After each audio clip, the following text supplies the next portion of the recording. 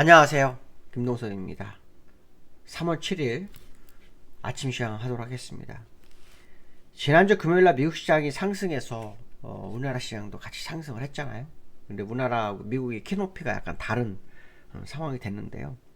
오늘 새벽에 미국 시장은 장 초반에는 상승대였습니다. 나스닥 같은 경우에는 뭐 1% 정도 상승해서 우리나라 상승한 것만큼 더 올라가는 그런 상황이 됐는데요.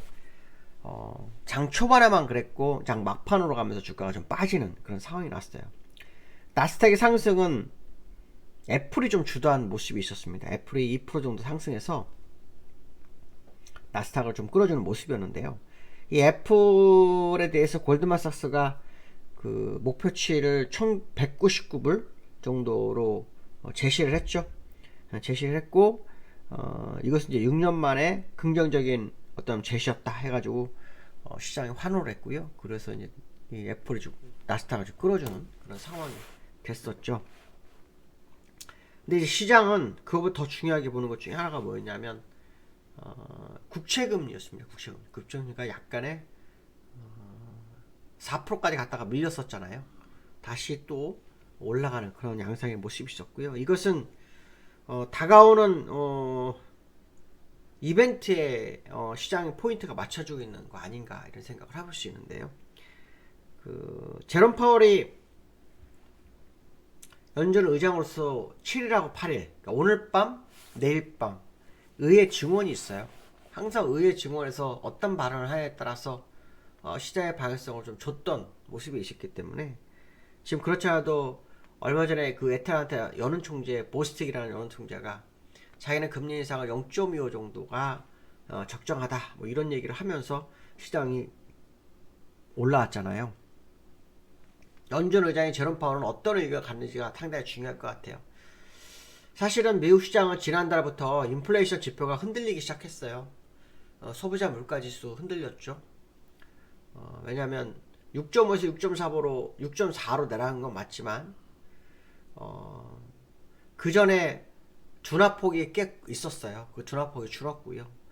그 다음에 소매 판매도 시장에서 1.9 예상에서 3위나 버렸죠. 생산자 물가지수 결국 좋지 않았고요. 개인 소비 지출마저도 뭐 시장을 흔들었다고 제가 몇 번 말씀드렸었는데 제가 왜 이 말씀드리냐면 그때 제일 먼저 나온 게 사실은 소비자 물가지수 전에 고용지표가 나와요. 항상. 근데 고용지표가 그때 상당히 강세의 모습, 강세가 보이게 되면은 긴축을 더 할 수밖에 없잖아요. 그래서 이 고용지표가 곧 나옵니다. 주 후반에, 이번 주 후반에 나오고요. 그 다음 주에 그 2월 소비자 물가지수가 나와요. 그러니까 항상 매달 고용지표, 소비자 물가지수, 소매 판매, 생산직금에서 개인 소비지 이런 순서대로 나오거든요. 그러니까 지금 그 당시에 고용이 좋아지면서 소비자 물가지수가 어떨까 했는데 그게 또 둔화가 되니까 둔화가 약화되니까 위험한데 뭐 이런 식으로 시장이 했었다라는 거죠. 그러니까 이번에도 고용지표를 통해서 또 소비자 물가지수 중에서 시장의 방향성을 다시 한번 확인하는 상황이 돼야 되지 않을까. 특히 FMCA가 다가오고 있죠. 3월 FMCA 때 2월 소비자 물가지수가 혹시라도 6.4 이상으로 가는지도 봐야 됩니다. 만약 그렇게 되면 다시 반등의 기미가 있을 수 있죠. 얼마 전에 이제 유로존이 8.5%가 돼서 유로존은 다시 반등했다 뭐 이런 얘기 했었는데 지금 미국도 그 가능성에 대한 부분이 열리죠. 특히 유가가 5일 연속으로 상승하면서 80불 됐어요. 물론 이것은 다음 달에 영향을 미치지만 유가가 저점으로 가지 않는다는 거 이것만큼은 잊지 말아야 된다는 거죠. 유가가 오르게 되면은 아니면 빠지지 않게 된다면 인플레이션은 내려올 수가 없죠. 올라갈 수밖에 없는 확률이 높다라는 거 한번 생각해 보실 필요성이 있고요. 미국에서 실적 시즌이 마무리가 됐습니다. 이제 주요 기업들은 다 실적 마무리가 된 상태고요. 이제 미국 시장은 이제 이벤트에 포인트가 맞춰지는 상황이 되고 있어서 오늘 밤 내일 밤 미국 시장 잘 봐야 될 것 같습니다. 아까 처음 말씀하신 미국과 우리나라 키높이가 좀 달라졌어요. 우리나라가 미국보다 1% 정도 위로 갔고요. 다우는 22선 근처에서 끝났고요. 우리나라 22선에서 1% 정도 올랐습니다. 오늘 밤 미국 시장이 또 올라서 따라갈지 아니면 우리나라가 미국을 따라갈지 한번 더 지켜봐야 되겠지만요. 어쨌든 제가 볼 때 기술적으로는 상당히 부담으로 작용할 수 있는 그런 공간에 접어드는 거 아닐까 뭐 이런 생각 해볼 수 있고요. 다우 차트를 좀 보시면 일봉으로 보면 다우는 오늘 십자 도지 형태가 됐죠. 올라가다 21선, 20 내려오는 20선 맞았잖아요. 어저께 그 우리나라는 코스피를 좀 보면요. 20선 위에서 끝났죠. 그러니까 우리나라가 지금 캔들 하나가 더 생긴 겁니다. 하나가 더 앞서가고 있는 그런 상황이다라는 것 정도는 알고 있어야 한다는 거 말씀드리고 싶고요. 나스닥도 21선과 조우했다가 올라갔다가 밀려버렸죠. 그러니까 사실 오늘 우리나라가 장초반에 밀리듯 하다가 막판에 올랐는데 그 당시 올릴 때 미니 선물하고 본 선물에서 시장을 이끌어줬어요. 미니 선물하고 본 선물도 이끌었었는데 이 미니 선물은 약 한 260억 정도 매수가 됐었고요. 본 선물은 한 2,700~800억 매수했었는데 막판에 싹 다 정리하고 빠졌습니다. 본 선물 같은 경우에는 보시면은 1,200억 반 넘게 털고 빠졌고요.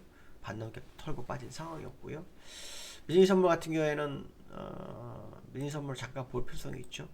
미니 선물 같은 경우에는 금액으로 약 70억 정도, 어저께 한 300억 정도까지 샀었는데 싹 다 정리하고 빠진 그런 모습이 있다. 뭐 이런 얘기 해드릴 수 있겠죠. 어쨌든 시장을 이끌었던 누군가는, 주도자들은 물량을 정리했던 그 모습이 어저께 있었기 때문에 오늘 국내 시장 어떤 모습으로 갈지, 특히 여기환율에 대한 부분도 좀 말씀드리겠지만 환율이 1,300원 살짝 이탈하는 모습이 있었습니다. 근데 이거에 대해서 이제 시장에서는 고점을 찍었는지에 대한 부분, 또 1,200원 지나고 1,217원까지인가 빠졌었잖아요. 다시 글로 갈 건지에 대한 생각을 굉장히 많이 하고 있는데요. 저는 사실은 일시적인 조정으로 좀 보시는 게 맞아요. 왜냐면 단기간에 100원이 올랐잖아요. 단기간에 100원이 올랐기 때문에 사실은 환율은 잠깐 눌러주는 게 맞습니다. 잠깐 눌러주는 게 맞습니다. 만약에 여기서 막 계속 가게 되면 부담되죠. 그래서 일시적으로 눌러줘서 여기서 싸움을 하는 그런 과정일 거다, 이렇게 생각하시는 게 맞죠. 왜냐하면 미국이 금리 인상을 멈추기 전까지는 몰라요. 미국이 금리 인상하면 환율이 올라갈 수밖에 없는데, 미국이 금리 인상이 5.5, 5.75 뭐 이런 얘기 나오잖아요. 그쵸? 근데 저는 한 7 정도 보고 있거든요. 7 정도. 그 정도가 가장 맞을 거라고 생각해요. 왜냐하면 지금 미국은 계속 여유를 잡고 있거든요. 여유를. 어떤 여유냐? 우리가 4.5나 4.75나 올렸는데 인플레이션 6.4가 됐으니까 좀 기대가 된다. 좀 기다려보자. 이런 생각을 하는데 절대 기다려서는 안 됩니다. 경제는 과거 전례를 보면 어느가 조치를 취해 기다리면 망가집니다. 그냥 조치를 계속 취해야 됩니다. 떨어질 때까지, 목표치까지 갈 때까지. 잘못하면 연준은 이 인플레이션 목표치를 상당히 높일 수 있습니다. 4나 5를 계속 볼 수도 있어요. 그러니까 그래놓고 5 정도나 4 정도 됐다 이렇게 얘기할 수도 있는데 절대 그렇게 해서는 안 되거든요. 그렇게 되면 금리 인하를 만약에 시동을 걸었을 때, 경기심사 가서 금리 인하 시동했을 때 인플레이션이요 지난해 9를 넘어서서 완전히 난리 나볼 수가 있습니다. 그러니까 차라리 지금 힘겹지만 뭔가 진행하는 게 맞다라는 거죠. 그거로 본다고 한다면 지금 환율은 절대로 여기가 고점일 확률이 없을 확률이 높다고 봅니다. 좀 더 높은 곳으로 갈 확률을 열어두고 보시는 게 더 현명하지 않을까. 환율이 주가에 반영이 잘 안 돼요. 환율 내려올 때는 주가에 반영이 되는데 올라갈 때는 반영이 잘 안 되네요. 예, 그 모습을 있는데 결국은 반영하지 않을까 싶고요. 코스닥 어저께 개인이 끌어올렸어요. 근데 어저께 시장을 보면 코스닥을 보면서 깜짝 놀랐던 게 뭐냐면 개인 혼자서 3,500억인가 매수를 했었어요. 어저께요. 일자별로 오시 코스닥이 오기잖아요. 3,500원 매수했고 외국인 기관이 정말 매도했어요. 프로그램도 매도가 코스닥이 상당히 많이 나왔어요. 2, 3천억 나왔어요. 근데도 불구하고 어제 1.7% 넘게 올랐습니다. 근데 요 근래 코스닥이 계속 이 모양입니다. 외국 기관은 파는데 코스닥은 올라요. 저는 우려되는 게 뭐냐면 시장을 방향을 바꿀 때 가장 먼저 하는 것 중에 뭐냐면 코스닥을 파는 겁니다. 가벼운 종목을 팔고 높이 떼어서 팔고 그 다음에 코스피를 팔면서 코스피의 가벼운 종목을 팔고 나중에 무거운 종목들, 그냥 좀 큰 종목들을 팝니다. 지금 왠지 그 모습이 아닌가 싶은 생각이 굉장히 많이 들어요. 물론 2차 전지주들의 시장을 이끌었다 이런 핑계를 댈 수 있겠지만 그거하고는 또 다를 수 있다는 생각이 듭니다. 그래서 저 코스닥 상승이 상당히 부담으로 좀 작용되는 모습이 있는데 이것이 앞으로 어떻게 될지는 좀 더 시간을 두고 봐야 되겠다, 이렇게 말씀드리고 싶습니다. 오늘 여기까지 하겠습니다. 감사합니다.